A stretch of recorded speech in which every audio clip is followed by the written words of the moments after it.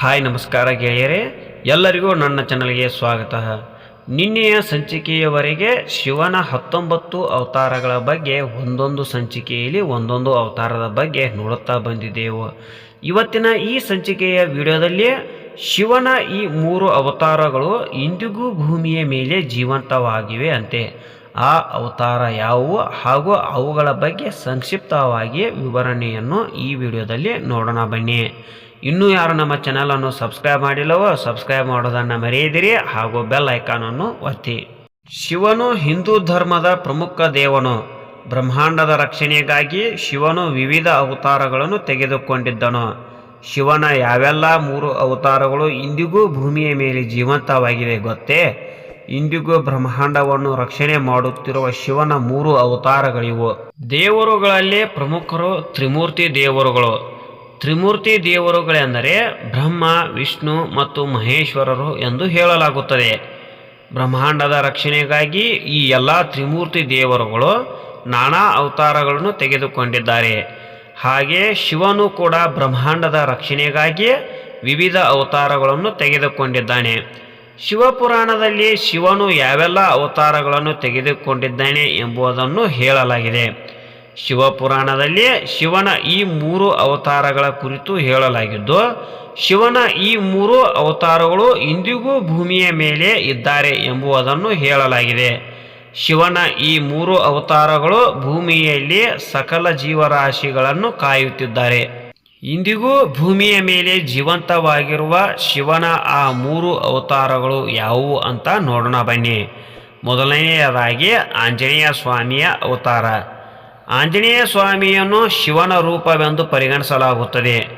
ಹನುಮಂತನು ಶಿವನ ರುದ್ರ ಅವತಾರವಾಗಿದ್ದಾನೆ. ಶಿವನ ಈ ಆಂಜನೇಯ ಸ್ವಾಮಿ ಅವತಾರವು ಇಂದಿಗೂ ಭೂಮಿಯ ಮೇಲೆ ಇದೆ. ಇಂದಿಗೂ ಆಂಜನೇಯ ಸ್ವಾಮಿ ಭೂಮಿಯ ಮೇಲೆ ಇರುವುದರ ಕುರಿತು ಸಾಕಷ್ಟು ಪುರಾವೆಗಳು ಸಿಕ್ಕಿವೆ. ಭೂಮಿಯ ಮೇಲೆ ರಾಮನಾಮ ಇರುವವರೆಗೂ ಹನುಮಂತ ಭೂಮಿಯ ಮೇಲೆ ಇರುತ್ತಾನೆ ಹಾಗೂ ಭಕ್ತರನ್ನು ರಕ್ಷಿಸುತ್ತಲೇ ಹೋಗುತ್ತಾನೆ. ವಾಲ್ಮೀಕಿ ರಾಮಾಯಣದ ಪ್ರಕಾರ ರಾಮನ ಪತ್ನಿ ಸೀತಾದೇವಿಯು ಹನುಮಂತನಿಗೆ ಅಮೃತತ್ವದ ವರವನ್ನು ನೀಡಿದಳು ಎಂದು ಹೇಳಲಾಗುತ್ತದೆ. ಇವಾಗ ಶಿವನ 2ನೆಯ ಜೀವಂತ ಅವತಾರವಾದ ಕೃಪಾಚಾರ್ಯ ಅವತಾರದ ಬಗ್ಗೆ ನೋಡೋಣ ಬನ್ನಿ. ಭೂಮಿಯ ಮೇಲೆ ಇಂದಿಗೂ ಜೀವಂತವಾಗಿರುವ ಶಿವನ ಇನ್ನೊಂದು ಪ್ರಮುಖ ಅವತಾರವೆಂದರೆ ಅದುವೇ ಕೃಪಾಚಾರ್ಯ ಅವತಾರವಾಗಿದೆ. ಮಹಾಭಾರತ ಕಥೆಯ ಪ್ರಕಾರ ಕೃಪಾಚಾರ್ಯರು ಪಾಂಡವರ ಮತ್ತು ಕೌರವರ ಈ 2 ಕುಟುಂಬ ಗುರುಗಳಾಗಿದ್ದರು. ಇವರನ್ನು ಶಿವನ ಅವತಾರವೆಂದು ಪರಿಗಣಿಸಲಾಗಿದೆ. ಪರಶುರಾಮರು ಶಿವನ ಈ ಕೃಪಾಚಾರ್ಯ ಅವತಾರಕ್ಕೆ ಅಮೃತತ್ವದ ವರವನ್ನು ಕರುಣಿಸಿದ್ದರು.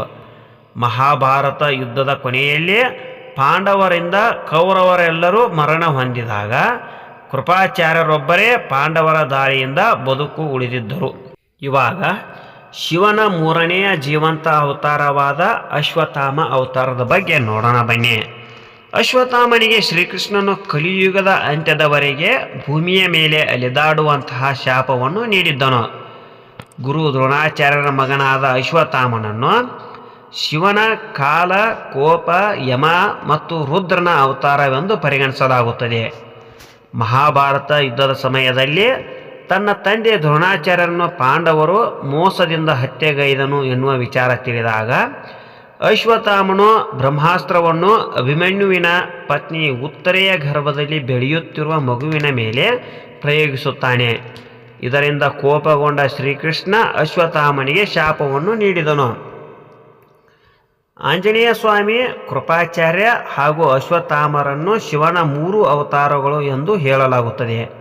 ಹಾಗೂ ಈ 3 ಅವತಾರಗಳು ಒಂದಲ್ಲ ಒಂದು ಕಾರಣಕ್ಕಾಗಿ ಭೂಮಿಯ ಮೇಲೆ ಇಂದಿಗೂ ಜೀವಂತವಾಗಿದ್ದಾರೆ. ನಿಮಗೆ ಈ ವಿಡಿಯೋ ಇಷ್ಟವಾಗಿದ್ದರೆ ಲೈಕ್ ಮಾಡಿ ಹಾಗೂ ಇತರರಿಗೂ ಶೇರ್ ಮಾಡಿ. ಇನ್ನೂ ಇಂತಹ ಉಪಯುಕ್ತ ವಿಡಿಯೋಗಳಿಗಾಗಿ ನಮ್ಮ ಚಾನಲನ್ನು ಸಬ್ಸ್ಕ್ರೈಬ್ ಮಾಡಿ ಹಾಗೂ ಬೆಲ್ ಐಕಾನನ್ನು ಒತ್ತಿ. ಧನ್ಯವಾದಗಳು.